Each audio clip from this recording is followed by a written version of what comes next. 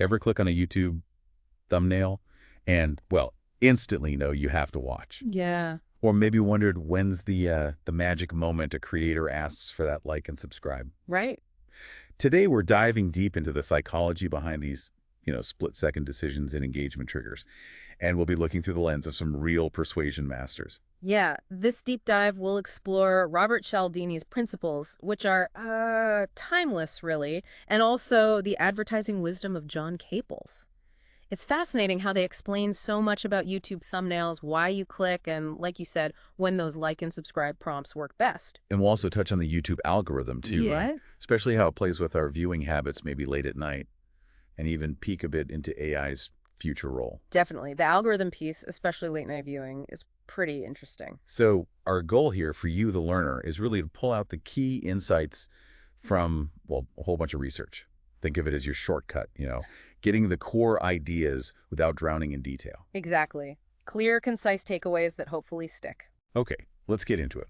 Why do we click on certain thumbnails? Let's start there. Right, let's kick off with Robert Cialdini. His principles of persuasion, they're just fundamental. He started with 6, then added a 7th. And what's amazing is how relevant they still are, even for something like YouTube thumbnails. Oh, totally. Like Cialdini's social proof principle. The idea that we do things because others are doing them. Mm, You see that immediately with thumbnails showing huge view counts, yeah. right? If you, the learner, see millions of views, there's this automatic thought like, okay, this must be good. Exactly. It lowers the perceived risk of wasting your time. But that raises a question, doesn't it? What about new channels? They don't have that social proof yet. How can they use thumbnails effectively? That's the million-dollar question for new creators, yeah. Well, I think for a new creator, it's about leveraging any social proof they can find, maybe creatively highlighting a great comment. Oh, interesting. Like in the thumbnail itself. Could be. Or showcasing early wins, even small ones. Anything to build that initial sense that someone likes this. Collaborations are another way, borrowing proof from someone else's audience. Good point. Okay, what about authority? How does that translate to a little square image? Authority in thumbnails. It's often about visual cues that signal expertise. Maybe the creator is shown in a professional setting or using specific tools of their trade. Right. Even just consistent, clean branding can build that feeling of a credible source over time. A visual shortcut to this person knows their stuff. Okay. Then there's scarcity. Cialdini's classic less is more desirable idea. How does that work for YouTube? You see it in thumbnails that hint at time limits or exclusivity, things like limited time offer or watch before it's gone. Visually, Okay. it creates that little nudge, that urgency for the learner to click now so they don't miss out. It's tapping into FOMO, basically. Fear of missing out. It's powerful. Now, commitment and consistency. That one feels maybe less about the thumbnail itself and more about the viewer's past behavior, right? And how the algorithm uses that. I think you're right there. It's more about the platform recognizing patterns. If you, the learner, consistently click on, say, woodworking videos, YouTube knows you're committed to that interest and will show you more thumbnails like that. The consistency is rewarded algorithmically. Gotcha. And liking. How do you make someone like you through a static thumbnail? Well, research shows faces work, especially if faces showing clear, relatable emotions, surprise, curiosity, maybe just a warm smile. It creates a quick subconscious connection. It makes the thumbnail feel more human, more inviting. But can that backfire? Like if the emotion on the thumbnail doesn't match the video, could you attract the wrong clicks? That's a really important point. Yeah, absolutely. Using overly dramatic or misleading emotions just for the click, that leads to viewer disappointment, low watch time. Which tanks you with the algorithm. Exactly. Authenticity matters. The emotion needs to align with the content's promise. Makes sense. Okay, reciprocity.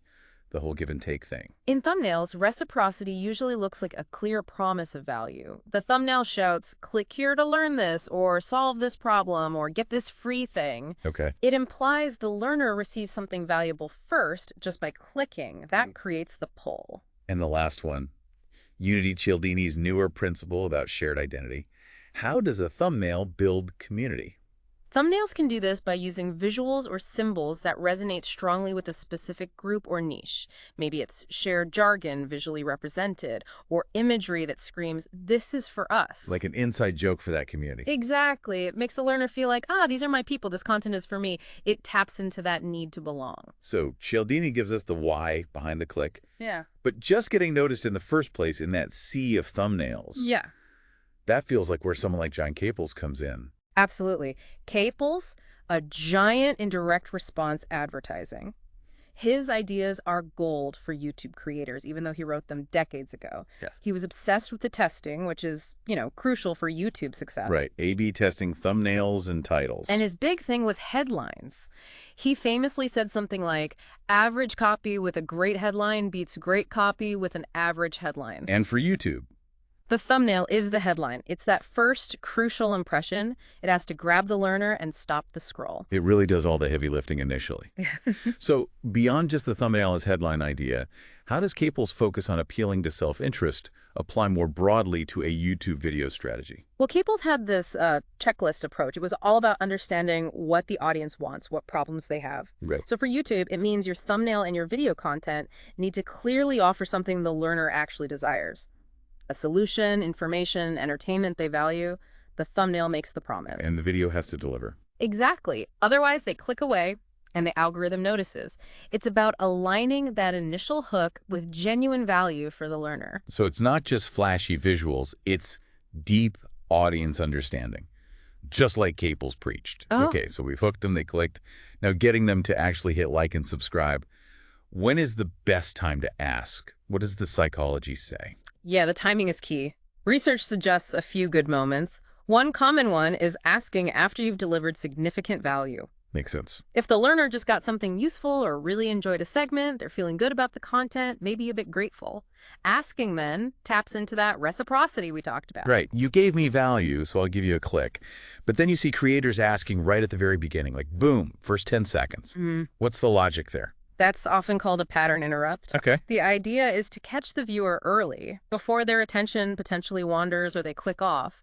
Some people argue it boosts engagement metrics if you get that interaction up front. But But it could annoy people, too. it definitely can. It's a risk. If it feels too pushy or premature, it can be off-putting for some learners. It's a balance. Okay. What about asking during, like, peak moments in the video? High emotion, funny part, big reveal. That's another strong strategy. If the learner is already highly engaged, feeling amused or surprised or moved, they're psychologically more receptive. Capitalizing on the moment. Exactly. They're in a positive frame of mind, more likely to respond positively to the request. And what about asking multiple times? Maybe verbally near the start and end, plus a little graphic on screen. Is there a reason that works beyond just repetition? Well, repetition itself plays a role on the mere exposure effect. Seeing and hearing like and subscribe repeatedly can kind of normalize it, make it less jarring. Oh, okay. It just becomes part of the background noise of YouTube. To an extent, yeah.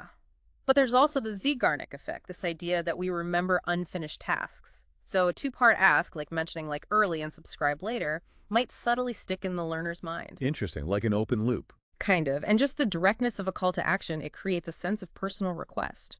Plus, many learners know that liking and subscribing helps creators they enjoy. They understand the ecosystem. Right, they know it feeds the algorithm beast for the creator. Okay. So we've covered the click, the ask, Mm-hmm. but I keep coming back to that social proof challenge for new channels. It makes me wonder, why do people click on videos with hardly any views? Who is that learner? That's a great question, and it shows the audience isn't monolithic. There are several psychological profiles that might explain this. Some people just have a high degree of openness to experience, Whoa. meaning they're naturally curious, they seek novelty, they might actively enjoy digging for undiscovered gems rather than just following the crowd. The YouTube treasure hunters. Sort of. Yeah. Then you have people who might engage in counterconformity. They deliberately avoid what's popular, perhaps as a way to assert individuality or find truly niche stuff. Okay, the anti-mainstream crowd. Yeah. And then there are simply content-first browsers. They Mhm. search for a very specific topic or answer. If a thumbnail and title promise that specific thing, the view count is secondary. The relevance is primary. They're on a mission. Exactly. Plus, don't forget existing connections, friends, community members supporting a creator. Sure. And finally, the early adopters, people who genuinely enjoy being the first to find something cool.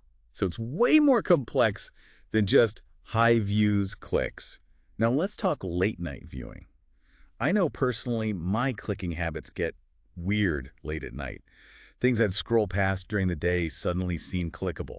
Is there a psychological reason for that? Oh, absolutely. Late night browsing is often different. People might be tired, their cognitive resources lower, decision fatigue can set in. So our usual filters are down. Pretty much. That reliance on social proof, it might weaken. High view counts might not matter as much when you're just relaxed and scrolling. Okay. This can lead to more impulsive clicks. You might be more open to novelty, to things outside your usual patterns. That weird video suddenly seems intriguing. Yeah, it sounds familiar. And you're probably less critically evaluating those thumbnails too. Things that seem slightly clickbaity might slip through your defenses more easily. So this late night state, it could actually be an opportunity for new creators, right? Yeah. If social proof matters less. That's a really interesting angle. Yeah. Yes, potentially. Learners might be more receptive to discovering something new, less swayed by established popularity during those late hours. It's a window, perhaps. Okay, but this brings us to the algorithm again. It tracks our viewing times, we know that. Does it understand that we might be, less discerning late at night? Or does it just see, oh, they clicked on this type of low-effort content at 1 a.m. and then just feed us more of it? That's the critical question, isn't it?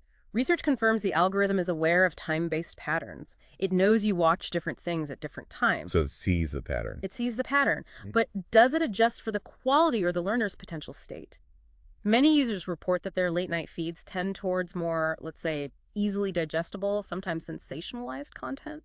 The race to the bottom, some people call it. Right. It suggests that while the algorithm knows it's late night, its optimization might still default to what gets easy clicks and watch time in that state, even if it's not high-quality stuff. So it identifies that we're maybe less critical and then exploits it for engagement metrics. That's one interpretation, certainly. Clickbait, which works by creating that curiosity gap, can be especially effective when our cognitive guards are down late at night.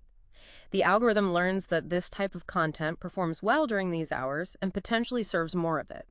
And YouTube's own evolution, focusing on watch time, personalization, adding moderation, it hasn't really solved this specific issue of potentially lower quality stuff getting amplified late at night. It seems not entirely, because if passive, less discerning viewing still generates strong engagement signals like watch time, the algorithm driven by those metrics might continue to promote similar content in those contexts. It creates a feedback loop. Yeah, a loop that can bury the really valuable stuff. It's like that analogy someone used. Finding valuable information on YouTube can be like finding it hidden in a strip mall full of flashy junk. That's a good analogy. There's great stuff, but the algorithm's optimization, especially during certain times, doesn't always make it easy to find. Okay, so looking forward. AI, artificial intelligence. How could that change this whole game? Are we moving beyond simple recommendation algorithms? AI is already weaving its way in. YouTube's using it for summaries, Q&A features, dubbing, even helping creators with music and backgrounds. That's sort of AI augmenting the current system. Right, helper AI. But what about the bigger idea? AI actually generating content just for me, the learner. Is that sci-fi or getting closer? It's getting closer than you might think. There's active research into generating virtual environments, even complex scenes, just from text prompts. Think holodeck-style tech, but starting with personalized video or audio. Some experts predict a shift away from AI recommending existing content towards AI generating new content tailored perfectly to an individual's preferences and maybe even their current mood or context. So instead of scrolling, the AI just makes the perfect video for me right now. Yeah. How far off is that kind of reality? Timelines are always tricky, but we might see early versions of highly personalized generated content systems within, say, 2-3 years. More sophisticated, truly dynamic experiences, maybe 5-10 years out. Okay, so if AI gets that good, could it potentially solve these algorithmic problems like the late night issue? Could AI be smart enough to recognize I'm tired and offer something more appropriate? That's the potential, yes. An advanced AI could, in theory, infer the learner's cognitive state tired, focused, relaxed, and generate or select content accordingly. Maybe something calming late at night or highly focused information when you need it. And maybe it bypasses the whole mass engagement metric problem. Potentially. If the content is generated for you, it doesn't necessarily need to appeal to millions. It just needs to satisfy you. It could break the link to optimizing for broad, sometimes shallow engagement signals. That sounds better. But hang on.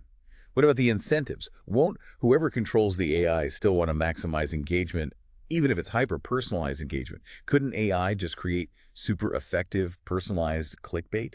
That is the crucial question. The incentives driving the AI will shape the outcome. If it's primarily ad-driven platforms developing this. They'll likely optimize for eyeballs and ad views, just using smarter tools. Exactly. Unless there are strong ethical guidelines or regulations, or if different models emerge, maybe subscription-based or open source AI, the underlying drive to maximize engagement could absolutely persist, just in a more sophisticated AI-powered way. Who controls the AI is key. So AI isn't automatically the solution. It depends on who wields it and why. But Yeah. there's another twist here, isn't there? This idea of powerful AI running locally on our own devices, things like DeepSeek. Yes. That's a fascinating and potentially disruptive trend. These powerful models becoming runnable on consumer hardware that shifts the dynamics significantly. How so? What are the advantages for the learner? Well, think about it. Data privacy is huge. Your preferences and interactions stay on your device. Okay, that's big. Faster responses, potentially. Freedom from relying on giant cloud platforms and their priorities. It gives the learner much more control. Control over the algorithm, Yeah. essentially. Or bypassing it. Both, potentially. Local AI could allow you to filter, curate, maybe even generate content based on your explicit criteria, not the platform's engagement metrics. It could decouple content discovery from the advertising model to some extent. So local AI might be the real answer to that YouTube strip mall problem. Yeah. Using my own AI to find the good stuff based on what I value. It's a very compelling possibility. It empowers the learner with tools to navigate and shape their information environment in a way that centralized platforms with their own incentives currently don't allow. This has been, wow, a really illuminating journey through clicks, algorithms, and the future. It really has. We've covered a lot, the psychology pulling us towards certain thumbnails, Cialdini, Caples, the tricky timing of asking for engagement. Right, and the whole complex dance with the algorithm, especially late at night, and now this huge potential shift with AI, both centralized and local.